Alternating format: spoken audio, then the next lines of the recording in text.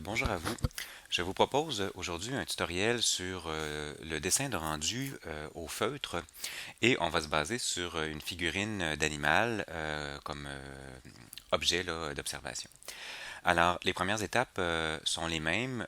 Je vais faire l'esquisse et donc je veux dessiner du général au particulier. Ce qui m'intéresse là, dans un premier temps, c'est vraiment de positionner euh, l'objet là, bien au centre de la page, d'occuper toute la grandeur et je dessine les contours. J'entre pas à l'intérieur de la figure parce que ça me permet de déplacer mes lignes, de les repositionner, de m'assurer que mes angles et mes rapports de proportion sont exacts. Et si je commence à dessiner de l'intérieur, c'est donc que je suis en train de passer dans les détails et que je suis en train de sauter une étape qui est primordiale avant d'entrer dans les détails. Donc, on voit là sur la vidéo que je suis encore en train d'ajuster des lignes. Je me sers de mon crayon pour aller chercher des angles.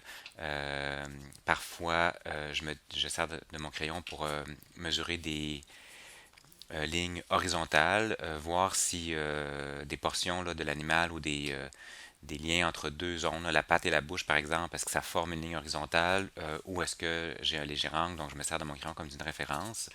Euh, si vous ne le faites pas, je vous encourage vraiment à le faire et si c'est encore mystérieux de travailler comme ça, continuez à le faire jusqu'à temps que ça devienne naturel parce qu'il n'y a pas d'autre façon que d'établir des bons rapports d'angle et des rapports de proportion.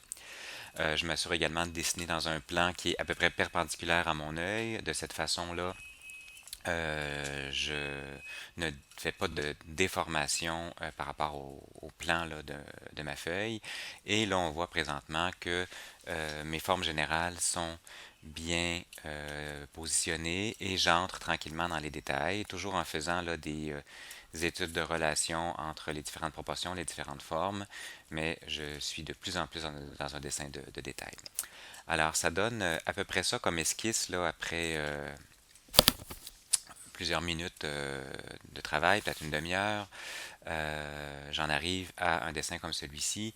Je vais aller le reproduire, donc je vais le décalquer là, sur une autre feuille de papier pour pouvoir expérimenter deux techniques d'ancrage différentes. Donc pour la première, là, celle que je commence à faire, c'est une technique qui est basée sur les lignes contours. Donc c'est plus illustratif, c'est plus narratif, ça décrit mieux l'objet qu'on est en train de dessiner. Euh, donc, pour y arriver, je regarde les lignes de structure, les lignes contours et je les dessine. Je me préoccupe pas trop d'ombre et de lumière.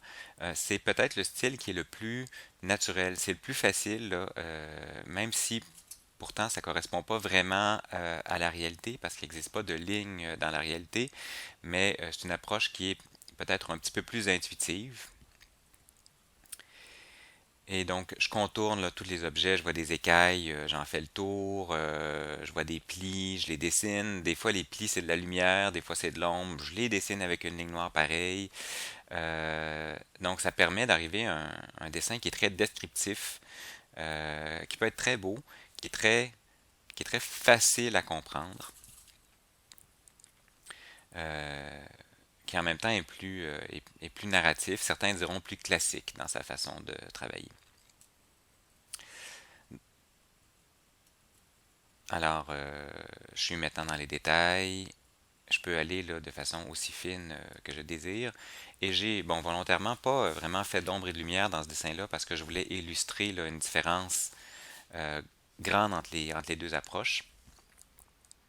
Donc, au niveau des lignes contours, ça donne ça au bout du compte. Et là, je vais recommencer le dessin, mais avec une approche qui est plus picturale cette fois-ci.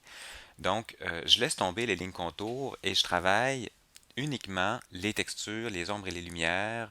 En fait, principalement les ombres, évidemment, puisque je suis avec un feutre, donc je ne peux pas faire de lumière. Là. Il faut que je me réserve les places où je vais faire de la lumière. Et donc, j'arrête de regarder les lignes contours, je regarde les masses et je les dessine. Et j'essaie d'arriver à faire des hachures, des textures qui, à la fois, en superposant les lignes, vont finir par donner par mélange optique, là, des gris, des noirs, des couleurs des zones le plus ou moins foncées.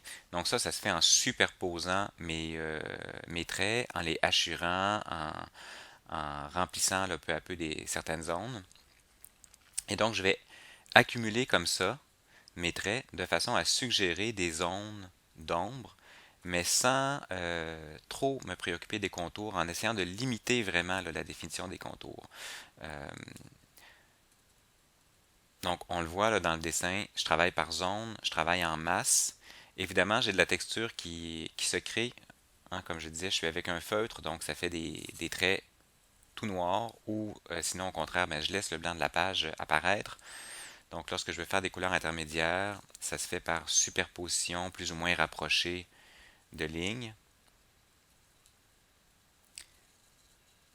Mais je me concentre vraiment sur les ombres et j'essaie de représenter le moins possible de lignes contours. Par exemple, l'ombre portée que je suis en train de faire présentement, mais je ne fais pas une ligne là, autour pour la définir. Je représente vraiment la masse du dessin. C'est une approche qui est moins intuitive, elle est un peu plus difficile, elle demande plus de dextérité.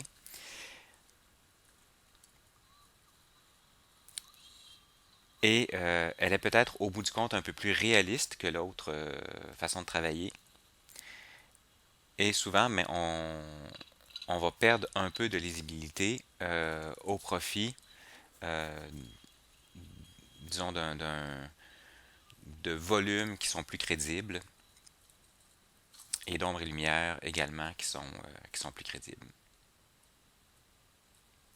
Donc, j'ai essayé d'illustrer un petit peu deux extrêmes. Souvent dessinés là, avec un feutre, on va arriver à quelque chose qui est un peu à mi-chemin entre les deux, composé donc de lignes contours et composé d'ombres. Et il y a toute une palette là, de possibilités entre les deux méthodes que je vous montre maintenant. Même pour celle-ci, là, je me suis parfois risqué à faire quelques lignes contours parce que je trouvais ça quand même assez difficile là, de s'en passer complètement. Mais on voit au final qu'on a deux types de dessins qui sont vraiment bien différents l'un de l'autre.